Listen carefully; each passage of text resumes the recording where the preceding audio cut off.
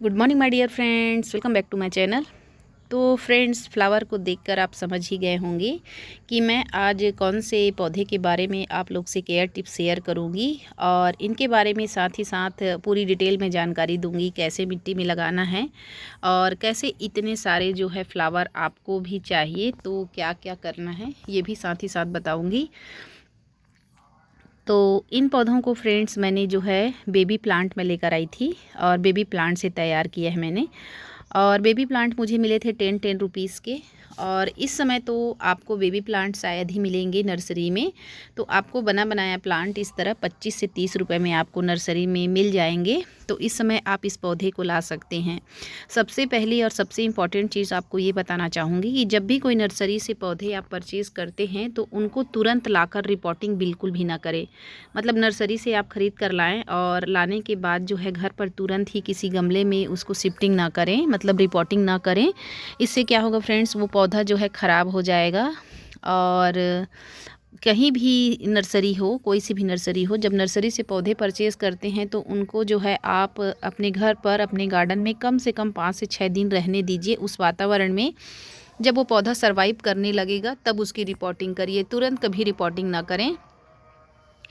तो ये तो हो गई फ्रेंड्स रिपोर्टिंग की बात। जैसा आप इस तरह से बना बनाया पौधा 25 से 30 रुपए में ख़रीद कर लाएंगे, हो सकता है कहीं कहीं ज़्यादा भी हो प्राइस, तो 30-35 से ज़्यादा तो नहीं होगा क्योंकि ये सीजनेबल प्लांट है। एक सीज़न तक ही रहता है, उसके बाद ये नहीं रहते हैं, नेक्स्ट ईयर फिर आपको ख़रीदने पड़ते हैं। विंटर सीजन का जो प्लांट होता है ना फ्रेंड्स, वो 12 महीने नहीं चल पाता है, बारिश के पानी से बचाना मुश्किल होता है। और चूँकि ये ठंड के दिनों में ही फ्लावरिंग करता है तो क्लाइमेट के हिसाब से ये पौधा रहता है।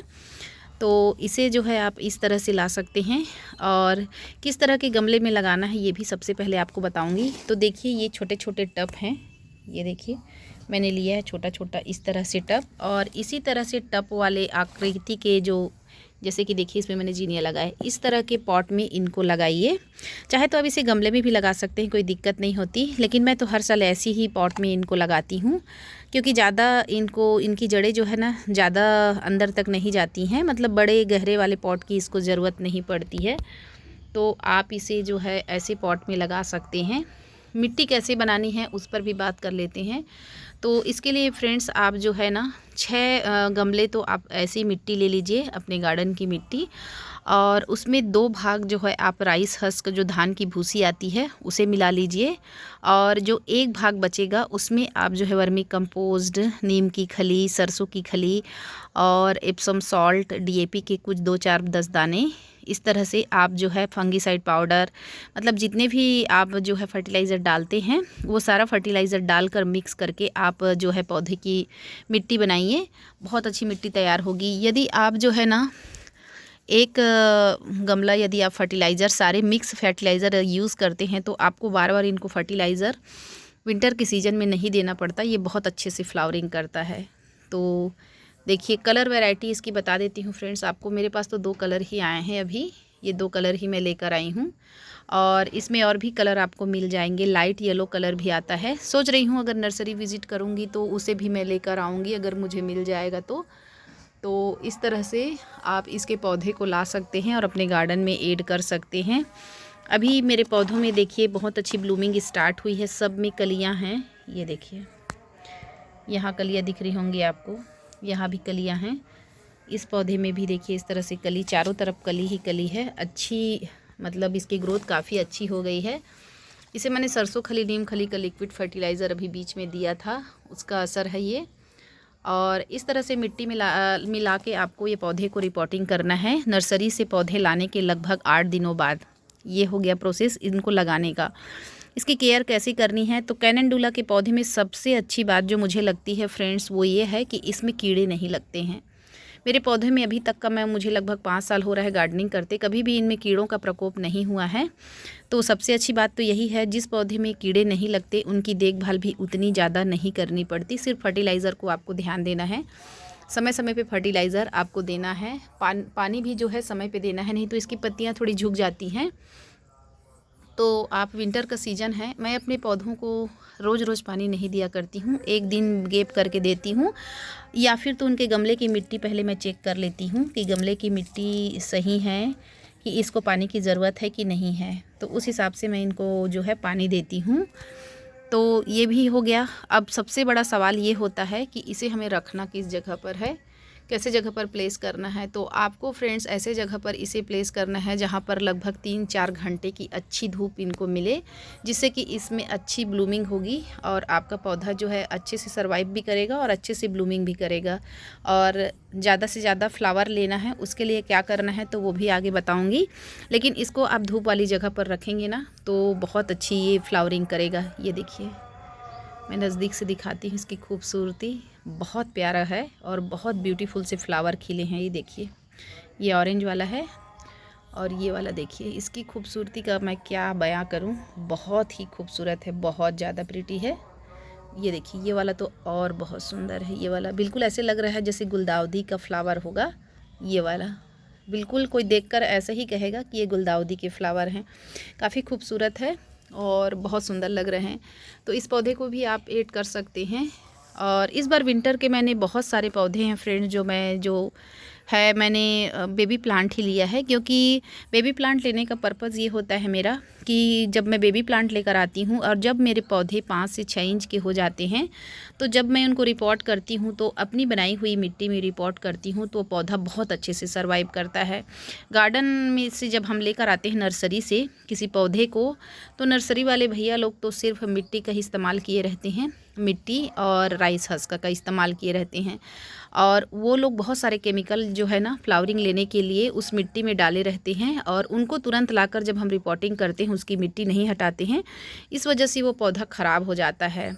तो इस कारण से जो है मैं बेबी प्लांट लेकर आती हूँ और बेबी प्लांट लाने के बाद उनको मैं जो है ना अपने घर की बनाई हुई मिट्टी में लगाती हूँ, जिससे कि छोटे से ही अवस्था में कहना चाहिए, बाल अवस्था कहना चाहिए, छोटा सा ही बेबी प्लांट रहता है और वो जब सर्वाइव करता है, धीरे धीरे बढ़ता है, तो मेरी मिट्टी में वो बहुत अच्छे से सर्वाइव कर जाता है। और उसके बाद देखिए फ्लावरिंग आप देख ही सकते हैं, बहुत अच्छी इस समय मेरे गार्डन में ब्लूमिंग हो रही है कैनेंडुला की। 4 ही पौधे मिल पाए मुझे, क्योंकि वहाँ सारे पौधे निकल गए थे। अभी तो खैर प्लांट मिल जाएगा, अभी आप नर्सरी विज़िट करेंगे तो आपको पौधे मिल जाएंगे। अब चलिए फर्टिलाइज़र की बात कर लेते हैं। इंसेक्ट अटैक तो कुछ होते नहीं हैं, लेकिन जब भी आप नीम ऑयल का स्प्रे सारे पौधों में जैसे करती हूँ तो यहाँ पर भी मैं डाल देती हूँ। वैसे ज़रूरत नहीं पड़ती है, कोई ज़रूरी नहीं है। एक चीज़ और ध्यान देना है फ्रेंड्स, इस तरह की जो पत्तियाँ दिखाई दे आपके पौधे में तो उसे तुरंत हटा दीजिए। ये पौधा जो है ना इंसेक्ट अटैक इसमें हो गया है, देखिए इस तरह से आकृति बनी हुई है देखिए कीड़ों की, तो इनको हटा दीजिए। ये इससे कोई नुकसान नहीं होता है, लेकिन फिर भी आप इन पौधों को, इनकी पत्तियों को आप इस तरह से हटा दीजिए। जो नीचे की बड़ी बड़ी पत्तियां हैं उसे मैं हमेशा इस तरह से तोड़ते रहती हूँ, क्योंकि पत्तियों का तो कुछ काम होता नहीं है, एनर्जी ही लेते हैं और कुछ नहीं होता। तो इस तरह से पत्तियों को आप हटाते जाइए जो बड़ी बड़ी पत्तियाँ हैं। और चलिए फर्टिलाइज़र के बारे में बात कर लेते हैं कि कौन सा फर्टिलाइज़र अपने पौधों को मैं देती हूँ। तो मैंने फ्रेंड्स अभी बनाया था लिक्विड फर्टिलाइज़र, नीम खली और सरसों खली का लिक्विड फर्टिलाइज़र। तो देखिए फ्रेंड्स, ये है डीएपी के दाने आप देख रहे हैं इस तरह से, और ये है सरसों खली। ये देखिए, नीम खली तो मेरे पास अभी नहीं है, ख़त्म हो गई है। ये है सरसों की खली, तो इसे आपको लेना है, ये सरसों की खली को लगभग 200 ग्राम लेना है। और 200 ग्राम यदि आप सरसों की खली ले रहे हैं तो लगभग 50 ग्राम जो है आप नीम की खली ले लीजिए, और लगभग इतना देखिए, इतना आप डीएपी के दाने ले लीजिए इस तरह से। और इनको तीनों को, इसको और इसे और नीम खली तीनों को मिक्स करके जो है आप लगभग 3 दिनों तक पानी में डुबा के रख दीजिए। उसके बाद जब 3 दिनों के बाद वो फर्टिलाइज़र तैयार हो जाएगा, थोड़ी सी महक आती है, थोड़ी बेड स्मेल आती है उसमें, तो जब वो अच्छे से मिक्स हो जाएगा तो एक एक दिन के गैप में आप उसको मिक्स करते जाइएगा, ऊपर नीचे करते जाइएगा, जिससे कि वो अच्छे से जो है रात भर 3 दिन तक जो है वो अच्छे से मिक्स हो जाए। उसके बाद जब वो लिक्विड तैयार हो जाएगा तो उस लिक्विड का आपको 1 मग लेना है लिक्विड फर्टिलाइज़र और 9 मग लेना है सादा पानी। उसमें जैसे कि 10 लीटर की बाल्टी है तो 9 लीटर बाल्टी में आप सादा पानी ले लीजिए, और 1 मग जो है 1 लीटर आपको जो है लिक्विड फर्टिलाइज़र लेना है, और उन दोनों को मिक्स करके इनकी जड़ों में आपको यहाँ पर गमलों में देना है। वो तो क्वांटिटी के हिसाब से आप दे सकते हैं, उससे कोई नुकसान नहीं होता है सरसों खली नीम खली से। और उसके बाद देखिएगा फ्रेंड्स, आपके भी प्लांट में इसी तरह की ब्लूमिंग होगी जिस तरह से मेरे पौधों में बहुत अच्छे से ब्लूम्स हो रहे हैं इस समय। और आप देख ही सकते हैं बहुत प्यारे प्यारे फ्लावर्स खिले हैं।